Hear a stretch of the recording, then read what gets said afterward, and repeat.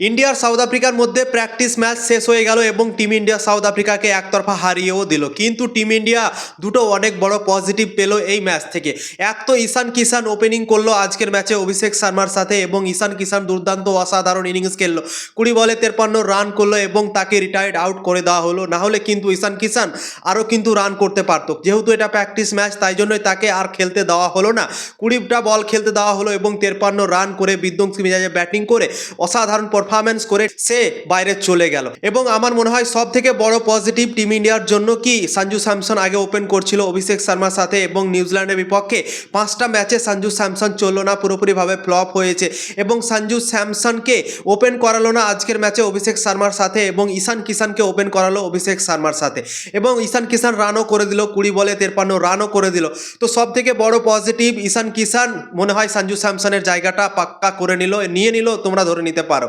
ঠিক আছে, কেননা ঈশান কিষান আর অভিষেক শর্মা যদি একসাথে ওপেন করে ভারতের দল থেকে, তোমরা নিজেই ভাবো একবার কেমন মারতে চলেছে। আজকে অভিষেক শর্মা খুব একটা ভালো খেলতে পারলো না, 18 বলে মাত্র 24 রানই করতে পারলো। কিন্তু একটা জিনিস তোমরা ভাবনা চিন্তা করতে পারো এখন থেকেই, এই দুজন যদি একসাথে পিটাই করে বোলারদের তাহলে কিন্তু কোথায় গিয়ে দাঁড়াবে ভারতের টিম ইন্ডিয়ার স্কোর, তোমরা নিজে একবার কল্পনা করতে পারো। তো অভিষেক শর্মা আর ঈশান কিষান আমার মনে হয় টি-20 বিশ্বকাপের প্রথম ম্যাচ থেকে ওপেনিং করতে চলেছে। 7 ফেব্রুয়ারি ভারতের দল প্রথম ম্যাচ খেলতে নামছে আমেরিকার বিপক্ষে এবং সেখানে ঈশান কিষান আর অভিষেক শর্মাই ওপেন করবে আমার মনে হয় 100% তোমরা ধরে রাখতে পারো। ঠিক আছে, এবং দ্বিতীয় পজিটিভ হচ্ছে তিলক বর্মা কামব্যাক করলো চোটের পর।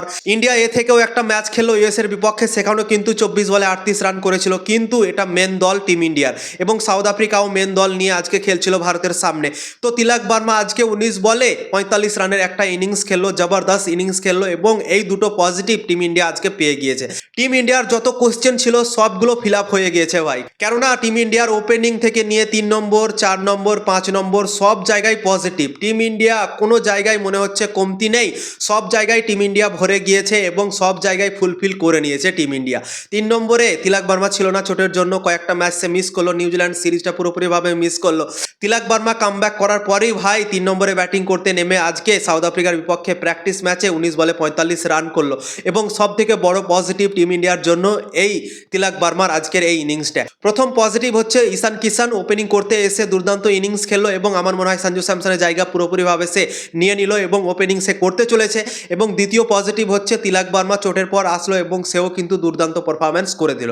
তো এই দুটো পজিটিভ টিম ইন্ডিয়ার এবং টিম ইন্ডিয়া আজকে সবাই ব্যাটিং করলো, সবাইকে ব্যাটিং করার আজকে সুযোগ দিল, হার্দিক পান্ডিয়া থেকে নিয়ে সূর্যকুমার যাদব থেকে নিয়ে সবাই আজকে রান করলো, রিঙ্কু সিংও 16 রান করলো।